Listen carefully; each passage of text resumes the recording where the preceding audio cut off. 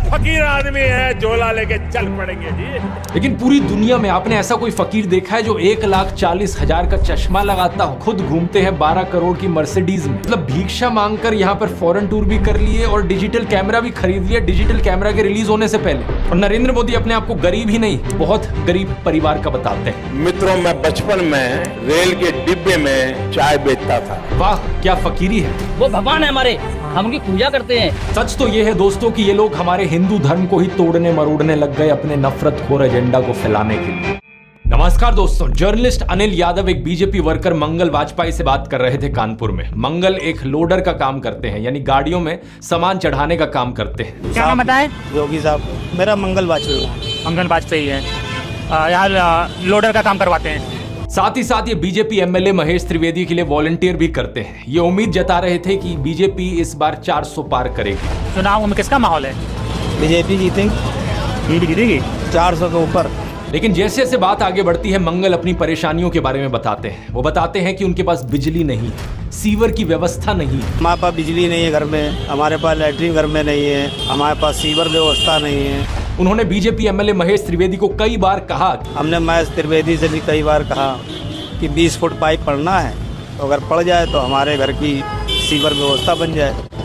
नहीं बन पाई। उन्हें कुछ भी नहीं मिला और ना ही उन्हें कुछ मिलने की उम्मीद है। त्याग तपस्या की मूर्ति है कि कुछ नहीं मिला, लेकिन उसके बावजूद कोई शिकायत नहीं है और ना कोई उम्मीद है मिलने की, और ना उम्मीद है मिलने की। लेकिन फिर भी वो खुद को भाजपा का भक्त कहते हैं। लेकिन ये तो कहा जाता है ना कि भूखे पेट ना होए भजन गोपाला। इस पर मंगल वाजपेयी जवाब देते हैं कि ऐसा कुछ नहीं है। आदमी बालू खाकर भी पेट भर सकता है, यानी कि मिट्टी खाकर भी पेट भर सकता है। सब हो जाता है अगर संत चलेगा।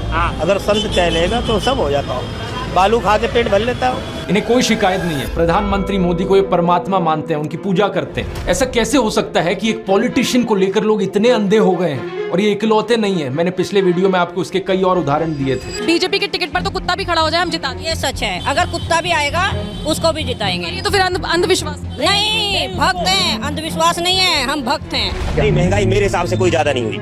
अब मैं 10 साल से बनियान नहीं पहन रही, देखो आप। वो भगवान है हमारे, हम उनकी पूजा करते हैं। ऐसा हुआ है इमोशनल मैनिपुलेशन और ब्रेन वॉशिंग की वजह से। और जो माफिया यहाँ पर ब्रेन वॉश कर रहा है लोगों का, वो 4 डिपार्टमेंट्स पर काम करता है। पहला डिपार्टमेंट लोगों में गर्व और अहंकार भरता है कि आप महान हो क्योंकि आप हिंदू धर्म में पैदा हुए। दूसरा डिपार्टमेंट आपको एहसास दिलाता है विक्टिमाइजेशन का, कि सदियों से, 1000 सालों से आपके पूर्वज विक्टिम बनकर रहे थे। तीसरा डिपार्टमेंट आपके अंदर डर भरता है कि आपको खतरा है उन लोगों से। और चौथा डिपार्टमेंट यहाँ नरेंद्र मोदी को मसीहा बनाता है कि सिर्फ नरेंद्र मोदी ही आपको बचा सकते हैं। पहले 3 डिपार्टमेंट्स की मैं 3 अलग अलग वीडियोस में ऑलरेडी बात कर चुका हूं। अब वक्त है इस चौथे डिपार्टमेंट को एक्सपोज करने का। नरेंद्र मोदी की कल्ट ऑफ पर्सनैलिटी, कैसे इनके इतने सारे फेलियर्स के बाद भी लोगों को इमोशनली मैनिपुलेट किया जाता है कि लोग इन्हें भगवान मान बैठे। जानते हैं आज के इस वीडियो में।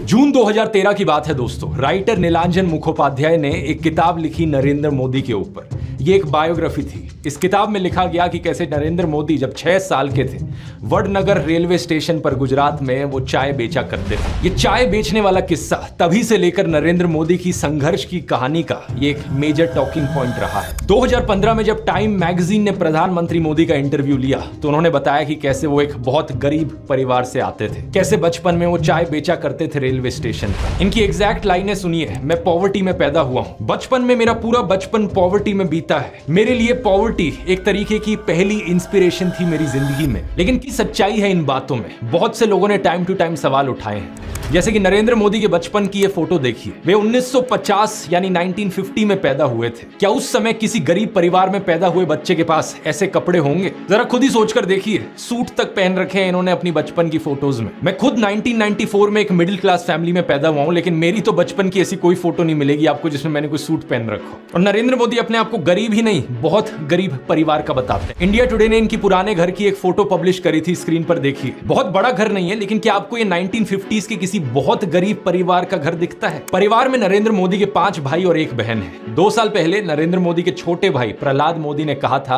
कि उन 5 भाइयों में से जिसका नंबर लगता था वो मदद करने चले जाता था। उनके पिता ने पूरी जिंदगी चाय बेची, उन 5 भाइयों और 1 बहन को बड़ा किया। इसलिए नरेंद्र मोदी को चाय बेचने वाले का बेटा कहना चाहिए। भाइयों ने चाय बेची है, मेरे पिता ने पूरी जिंदगी चाय बेची, पूरी जिंदगी। इसीलिए कहा जाए तो चाय बेचने वाले का बेटा कहना चाहिए। चाय बेचने वाला नहीं कहना चाहिए, ये पत्रकारों की गलती है।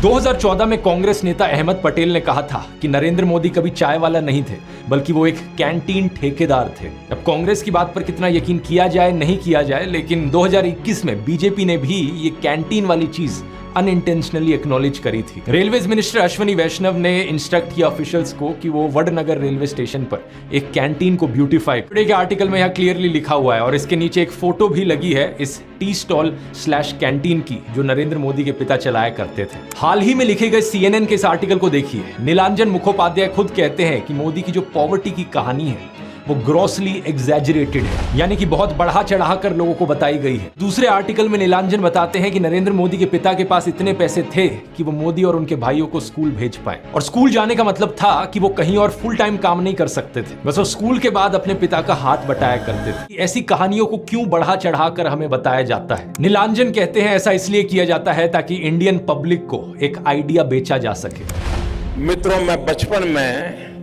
रेल के डिब्बे में चाय बेचता था और आज आपके सामने खड़ा हूं।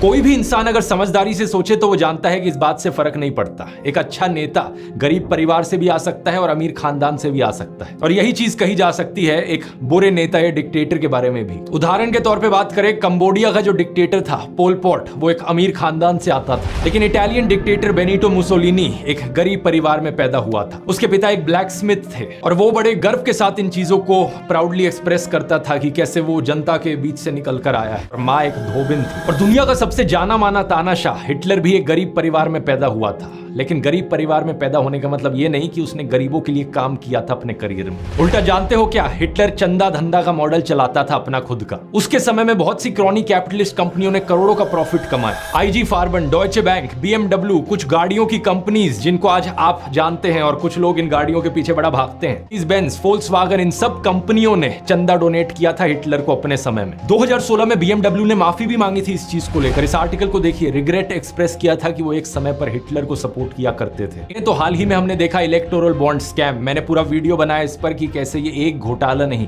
बल्कि घोटालों का भंडार था। बहुत सी कंपनियों को इससे फायदा हुआ और आम जनता को नुकसान। पिछले 10 सालों में प्रधानमंत्री मोदी के मित्र जैसे कि गौतम अडानी भरपूर तरीके से अमीर बनते रहे और देश के 80 करोड़ गरीब लोगों को 5 किलो मुफ्त अनाज लेने पर मजबूर कर दिया गया। बेरोजगारी और महंगाई ने गरीब लोगों की कमर तोड़कर रख दी है आज के दिन। अब तो ऐसी सिचुएशन आ चुकी है कि नरेंद्र मोदी खुद को गरीब परिवार का बताते हुए जिन राहुल गांधी को एलीट वर्क का प्रोजेक्ट करते थे, युवराज कहते थे, आज वही राहुल गांधी खुल्लम खुल्ला गरीबों को कह रहे हैं कि वो गरीबों के हैं और नरेंद्र मोदी अडानी अंबानी जैसे अमीर सेठों के हैं। अडानी को बिना मजदूरी बिना कुछ लाखों करोड़ रुपए देते हैं तो कहते देखो देखो देखो विकास हो रहा है।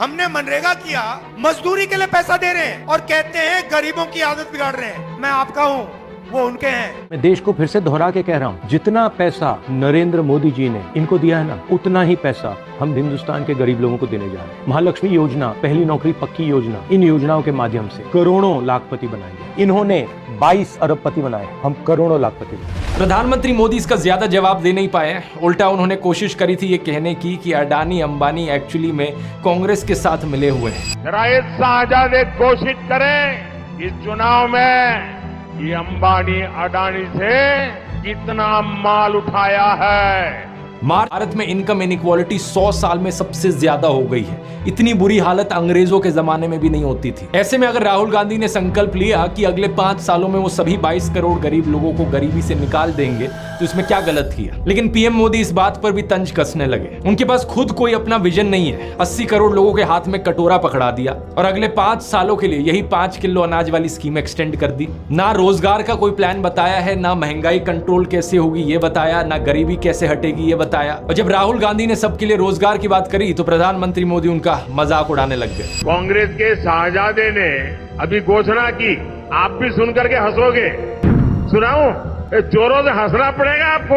और आपको ये भी मालूम कि ये टेम्पो में पैसा देते हैं, क्या ये आपका पर्सनल एक्सपीरियंस है? 2020 में गुजरात में नमस्ते ट्रंप इवेंट हुआ था, तो गरीबों को छुपाने के लिए एक 1600 फुट लंबी दीवार बनाई गई थी। जरा खुद सोचकर देखो, 1995 से लेकर 2020 25 साल से गुजरात में बीजेपी की सरकार थी, जिनमें से 3 बार तो खुद नरेंद्र मोदी ही चीफ मिनिस्टर थे, लेकिन इनसे गरीबी नहीं हटाई गई, उल्टा ये गरीबों को छुपाने लग गए। G20 समिट के समय दिल्ली में भी यही हुआ था। कुछ बस्तियों को हरे पर्दे के पीछे ढक दिया गया था, यानी कि इन गरीब लोगों की मूवमेंट को भी रिस्ट्रिक्ट कर दिया। इसी के तहत ये पूरी दुकानें यहाँ से ढक दी गई हैं। जो थोड़ा झुग्गी टाइप घर थे उनको भी ढक दिया गया है यहाँ पर। सोचिए कि ये कितना डीह्यूमनाइजिंग है। कोई आपसे कहे कि तुम अच्छे नहीं लग रहे हो, तुम तो एक दाग धब्बा हो, वो गोरे सेठ आ रहे हैं हमारे देश में घूमने, तुम्हें एक पर्दे के पीछे छुपा दिया जाएगा। कैसा लगेगा आपको ये सुनकर? उन गरीबों की सोचो, उन्हें कैसा लगा होगा। सीधा कहते हैं कि यहाँ से जाओ, उस गरीब को तो भगा सकते हो, उस अमीर को भगा के देखो ना। नरेंद्र मोदी की ये जो गरीब परिवार वाली ब्रांडिंग थी, अब ये लगभग खत्म हो चुकी है, लेकिन उनके कल्ट ऑफ पर्सनैलिटी का ये केवल एक हिस्सा है। दूसरा हिस्सा यहाँ पर आता है उनके परिवार को लेकर। व्हाट्सएप पर और गोदी मीडिया के जरिए आपको बार बार बताया जाता है कि नरेंद्र मोदी इतने महान हैं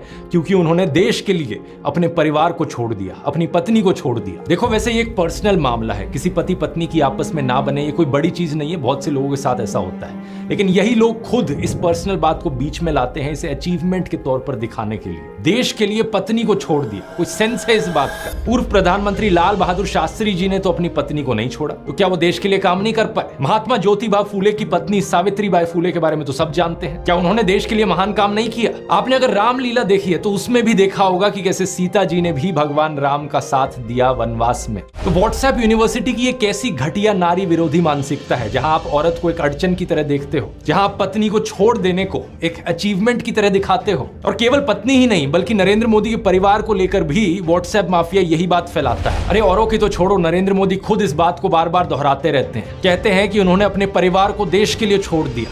मेरे देशवासियों, मैंने घर, परिवार, सब कुछ देश के लिए छोड़ा है। इन लोगों से मैं पूछना चाहता हूं, कभी भगवान बुद्ध ने अपना घर छोड़कर ऐसे बयान दिए क्या? सम्माननीय आदरणीय दीदी, आदरणीय दीदी, ओ दीदी। किसी औरत को कांग्रेस का विधवा कहा, 50 करोड़ की गर्लफ्रेंड कहकर अपमानित किया, समाज में नफरत का जहर बोया। सत्ता पाने के लिए भगवान बुद्ध ने ये सब नहीं किया था, वो तो खुद एक राजकुमार थे। वो तो सत्ता को, महल को और सिंहासन को छोड़कर जंगल में गए थे, और उनके पीछे उनके माँ बाप, उनकी पत्नी यशोधरा और उनके बेटे राहुल तो राजमहल में सुविधाओं के साथ जी रहे थे। और oshonews.com पर ओशो के एक लेक्चर का ट्रांसक्रिप्ट दिया हुआ है। जब बुद्ध को ज्ञान प्राप्ति हुई तो पहली बात उन्होंने अपने शिष्यों से ये कही, मैं यशोधरा के पास जाना चाहता हूँ, उससे बात करना चाहता हूं। ये सुनकर आनंद व्याकुल हो गए, बोले कि ये ठीक नहीं है, लोग क्या कहेंगे। बुद्ध ने कहा, मुझे उसका धन्यवाद करना है उसकी मदद के लिए, और जो मेरे साथ हुआ, जो मुझे मिला, इसका कुछ हिस्सा मुझे उसे देना है, ये उसका कर्ज है मुझ पर। और वो गए। यशोधरा ने उन्हें देखा, 12 साल का गुस्सा उनके अंदर था। वो बोली, मुझसे कहकर तो जाते, क्या मैं तुम्हें रोकती? इतना भी विश्वास नहीं था मुझ पर। बुद्ध ने माफी मांगी, ये कहा कि मैं नासमझ था, अब समझ आई तो वापस आया हूं। अद्भुत हो गया है।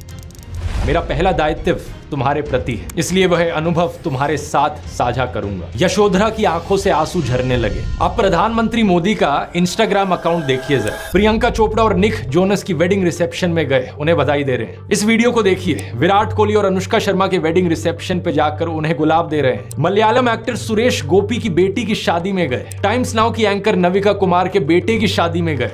मुकेश अंबानी ने हॉस्पिटल खोला तो वहां बधाई देने पहुंच गए। इस न्यूज आर्टिकल को भी देखिए। नरेंद्र मोदी ने गौतम अडानी के बेटे करण की ग्रैंड एंगेजमेंट सेरेमनी को भी अटेंड किया। सेलिब्रिटीज और अमीर सेठों की शादियों में जाने के लिए बहुत समय है इनके पास।